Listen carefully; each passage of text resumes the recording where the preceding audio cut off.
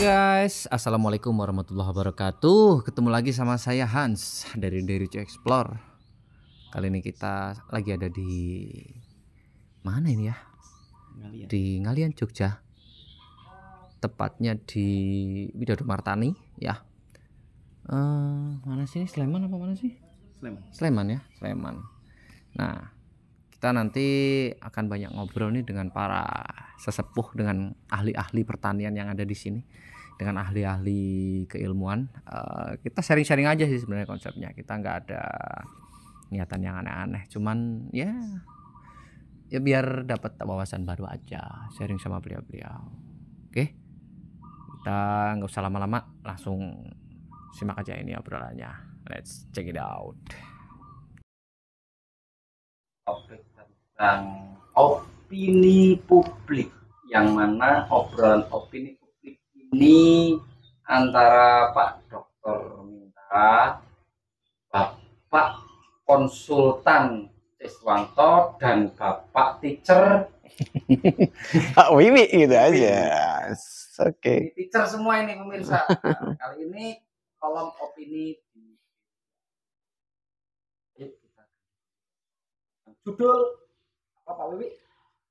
No farm, no food, no future. Tak ada petani, tak ada makanan, tak ada kehidupan.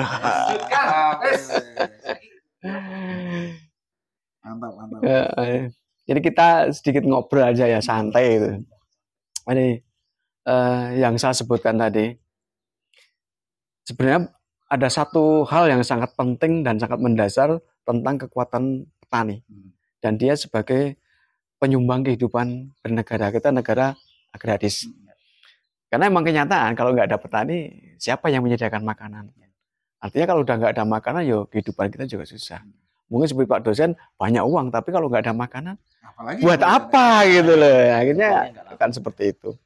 Makanya kalau saya sebagai petani itu, saya nggak bicara tentang muluk-muluk. Tolong perhatikan kami yang mendasar. Mungkin ada satu regulasi yang jelas gitu ya. Karena kita selalu dimainkan dengan harga yang tidak jelas. Ini pemerintah, maaf ya, kita tidak memojokkan sebuah pemerintahan, tapi mungkin kemana lagi kita harus ngadu. Jadi ibaratnya pemerintah itu kan bapak dari. Sehingga kita petani itu bisa seperti pebisnis yang lain. Saya invest sekian, hasilnya akan sekian. Itu bisa dipastikan. Tapi kalau sekarang dengan tidak ada regulasi harga seperti ini, kita nggak bisa. Kita nggak bisa. Jadi lebih cenderung kita seperti diajarkan kita main judi. Kan ini jadi sesuatu yang ngobrol-ngobrol kemana-mana, tapi ada dasar pemikiran yang cukup mendasar karena saya pelaku petani.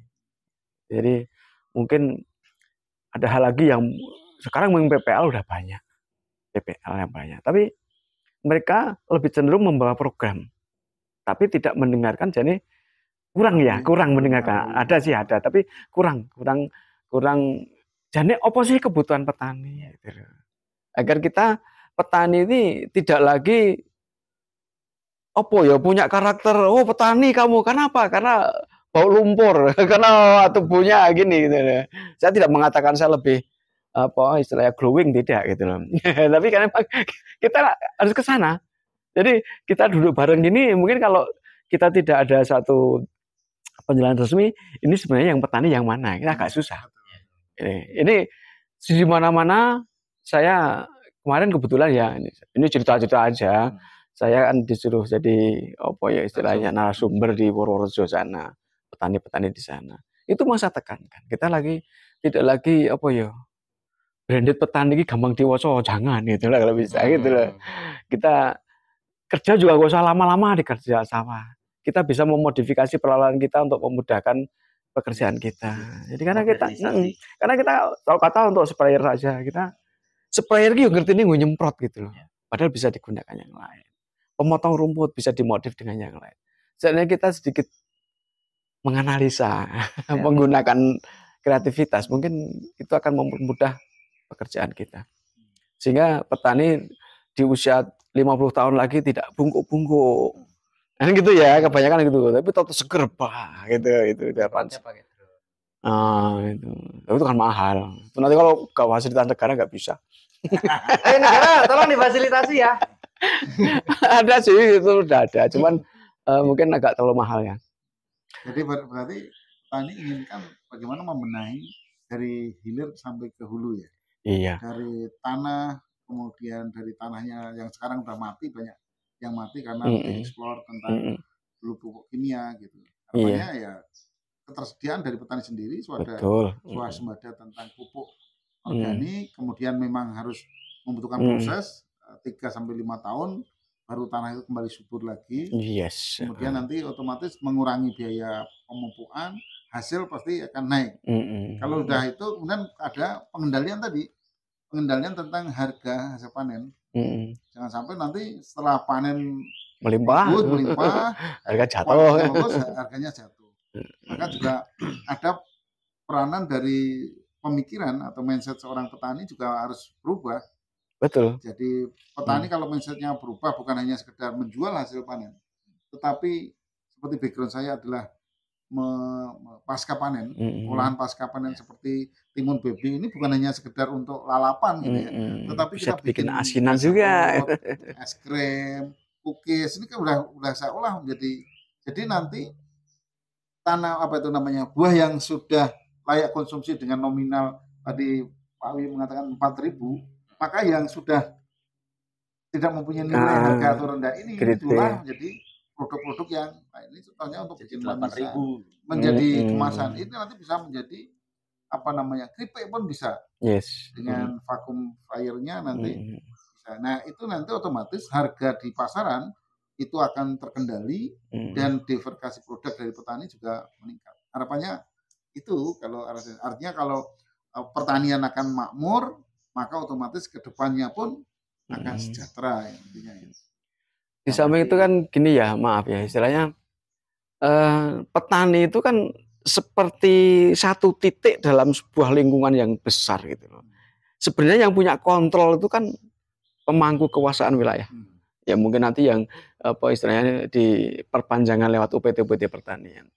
Sebenarnya untuk menanggulangi tentang meludaknya sebuah produk di satu sisi ada kekurangan. Ini kan pemangku wilayah ini bisa menjadwalkan sebenarnya. Untuk wilayah sini tolong ya untuk musim tanamin aja.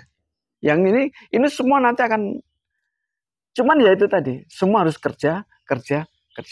Tidak lagi dengan program-program yang model blok sistem penting juga ya. Penting. Karena untuk pengendalian. Yang kedua ya tadi menjaga keseimbangan. Ya kesediaan panganan di lapangan. Jika nanti dikatakan daulat pangan itu salah satunya terjadi rutinitas di dalam panen. Blok sana nanti tanaman padi. Satu itu nanti juga bisa menggunakan penggunaan air. Betul. Efektivitasnya ada. Yang pasti kita harus sadar kebutuhan tentang nutrisi bagi pertanian kita. Yes. Penggunaan produk-produk organik itu sudah harus bisa menggantikan yang sintetik yang selama ini jadi apa ya namanya paten baku dari balik lagi ke pemerintah lagi karena mereka yang mengadakan itu. Maka kalau kita kembali tentang organik seperti tahun kapan ya Pak Andono yang kita lihat di lahan saya yang padi itu 2 tahun yang lalu itu tanaman saya itu betul-betul lahan nggak produktif waktu itu. Yang tadi kita kunjungi. Yang sebelah sini ada. Itu biasanya panen itu cuman berapa sih? Dapat 1 karung paling karena di pinggir kampung sangat kondisinya udah berapa? Luas 1.500 karena di pinggir kampung. 1 karung. Iya. Setelah saya gunakan organik kemarin tuh saya dapat 16 karung. Kira-kira ada sekitar berapa ya? 50 kilo kali 16 aja lah. Ini bisa lihat. Jadi tanamannya tinggi bagus itu. Dan itu organik. Jadi kalau ini orang kadang-kadang begini ya. Orang mungkin Mas, Pak, dengan organik bisa meningkatkan hasil, tidak mungkin. Saya buktikan. Tadi kita pernah ke lahan tadi kan ya. Yang lahan kita lihat padi tadi. Itu yang petak kecil yang awal kita tempati. Itu saya gunakan kotoran ayam. Hanya itu. Gitu. Jadi itu walaupun yang lain saya gunakan produk Deruji gitu ya. Tapi di satu peta itu saya khususkan ada pupuk tersendiri. Dan saya hampir dikatakan adalah sedikit. Tapi kan dalam keluasan sekitar 1.300 meter itu, kalau kita hanya menggunakan 5 kilo urea di tahap awal itu kan hampir-hampir tidak berarti. Iya. Kan itu hanya tak gunakan buat apa ya, start awal. Tapi setelah itu saya murni organik, saya nggak gunakan lagi. Artinya sebenarnya kalau orang kerso melihat kemudian mempercayai apa yang saya sampaikan, kemudian dibuktikan, itu baru orang mengatakan, oh ya, organik baik dan tidak baik. Tapi kalau orang tidak mau mencoba dan tidak mau bertanya pada orang yang sudah berhasil, itu hanya disebut sebuah mitos, seperti berita hoax aja. Ini salahnya kan seperti itu nanti. Berarti harus berani mencoba ya. Berani Trial mencoba. and error. Trial error harus bisa harus membuktikan sendiri. Iya. Dan mengukur ya. Memang kadang-kadang orang harus jatuh dulu untuk tahu jatuh itu sakit. Iya. Tapi sebenarnya semua kan bisa diminimalkan ya. Kemungkinan jatuhnya itu kan sama seperti kita mau naik motor, kita harus punya skill dulu kan itu. Artinya kalau kita di dalam bertani pun sama. Nanti step demi step lama-lama juga Bisa, bisa. Kalau kita mau belajar. Memang pada akhirnya seperti sampaikan tadi, petani itu harus bisa menggaji dirinya sendiri. Artinya saya menempatkan diri saya sebagai manajer, saya juga menempatkan diri saya sebagai pekerja. Kalau saya menempatkan diri saya sebagai pekerja, otomatis setiap hari saya harus bekerja di lahan. Walaupun di situ saya lihat perkembangannya, kok ada kumpulan ya, muncul ini ya. Ini harus segera diantisipasi karena kehidupan itu tidak bisa seketika langsung berubah, ada proses. Ada satu tanda misalkan kupu putih aja, kecil-kecil yang disebut kupu kubul. Itu harus diperhatikan. Kalau itu kita biarkan, kita kendalikan, percaya dalam waktu 2 hari 3 hari udah habis. Berarti ada pengamatan. Iya. Makanya kita posisikan kita sebagai pekerja sekaligus sebagai manajer. Kita petani harus bisa menggaji kita sendiri. Itu tadi punya makna dalam sebenarnya bagi saya. Oke, itu kan untuk manajemen mikro internal produksi ya Pak ya. Sekarang yang masih jadi banyak pertanyaan di masyarakat itu manajemen makrosistem pertanian. Salah satu makrosistem pertanian itu kan hilirisasi. Terus metode konsumsi itu channel yang akan digunakan untuk menghabiskan suatu produk ini. Apakah mau di metode end user kan atau mau dikorporasikan atau bagaimana? Nah, teknik konsumsi sendiri ini selama ini kita lihat di Indonesia belum ada yang fokus untuk memperhatikan bagaimana manajemen konsumsi produk. Jadi masalahnya kita ini saat ini, kita orang nih banyak yang pinter di mikrosistemnya. Mikrosistem kita menguasai baik dari mulai manajemen produksi, manajemen pemanenan dan sebagainya. Tapi ketika sudah ketemu dengan makroekonomi sistemnya, untuk pertanian di Indonesia itu kayak kita ngambang gitu loh Pak. Terus gimana sih menurut saran Pak Dokter ini enaknya ide-ide kreatifnya gimana loh kita memberikan karpet merah untuk petani sampai dengan finish gitu loh. Di pasca panen terutama dan di maintain keuangannya itu loh yang makro sistemnya yang sangat sulit itu gimana? Seperti Pak Willy ini kan mulai berangkat dari praktek, kemudian bisa menghitung. Seperti tadi disampaikan bahwa kalau saya sewa lahan seluas 1000 meter, kemudian untuk bikin plastiknya bedengan sampai lanjaran pun dihitung sebagai investasi. Kemudian nanti panennya sampai BEP-nya itu sudah dihitung. Jadi petani harus cerdasnya itu. Jangan pernah ada petani yang berpikir konvensional tadi. Yang penting asal tanam, kemudian panennya jelas, nggak pernah dihitung berapa keuntungan. Sehingga kalau sampai bisa menghitung tentang berapa biaya investasi, panennya, sampai nanti dikatakan errornya itu berapa, nilai kegagalan. Itulah petani yang cerdas. Petani sekarang harus smart, harus cerdas. Kalau enggak, ya akan tergilas. Maka sekarang dengan model-model seperti Pak Wiwi, beberapa teman-teman ada Mas Heri dan sebagainya, itu adalah petani-petani yang mempunyai masa depan yang hebat. Kenapa? Dia penyedia daripada makanan yang selalu kita konsumsi. Beliaunya udah ujung tombak di depan, bisa menghitung, memprediksi kapan harus tanam, apa saja, mulai dari holtur sampai ke padi. Ini kan orang-orang hebat.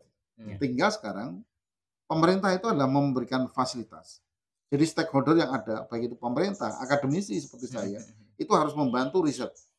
Jangan mahal-mahal lah. Ya, teman-teman guru besar dan sebagainya itu jangan mahal-mahal. Bahkan jangan sampai belum pernah turun ke lapangan. Ini banyak ini teman-teman akademisi itu jarang sekali turun ke masyarakat. tapi ngomongnya tentang kesejahteraan masyarakat. Sedangkan dia nggak tahu tentang problematika di Lapangan kayak apa gitu. Masyarakat tidak sejahtera. Iya, mengapa tidak sejahtera? Karena apa? Dia berbicara tentang kebijakan, kan berbeda ya. Orang akademisi nggak pernah berbicara tentang kebijakan. Kebijakan adalah milik pemerintah. Regulasi itu pemerintah. Tapi akademisi bagaimana dia melakukan riset and development yang akan bersanding dengan masyarakat. Kemudian petani itu adalah stakeholder yang paling akan bertanggung jawab untuk mengembangkan. Kemudian nanti setelah itu nanti pengusaha. Pengusaha ini bermitra dengan kita. Nah, teman-teman Mas Handoko ini dan sebagainya, teman-teman ini sebagai produsen tapi juga seorang publisher yang memberitakan yang positif agar nanti saling belajar. Jadi kalau kita lihat dalam Pentaholik ya akan berjalan. Ini yang selama ini belum dilakukan, berjalan masing-masing. Sendiri-sendiri. Harusnya tuh Holistik ya. sinergi. Iya. Jadi masing-masing media juga memberitakan yang baik-baik, kemudian informasi yang baik itu dikemas untuk edukasi yang lain. Kemudian tidak segan-segan ini sesama host country penduduk masyarakat yang ada itu untuk saling belajar. Ini tadi kata banyak sekali. Oh ternyata kita nggak pernah mengenal tentang musim Pak. Ini menarik bagi saya.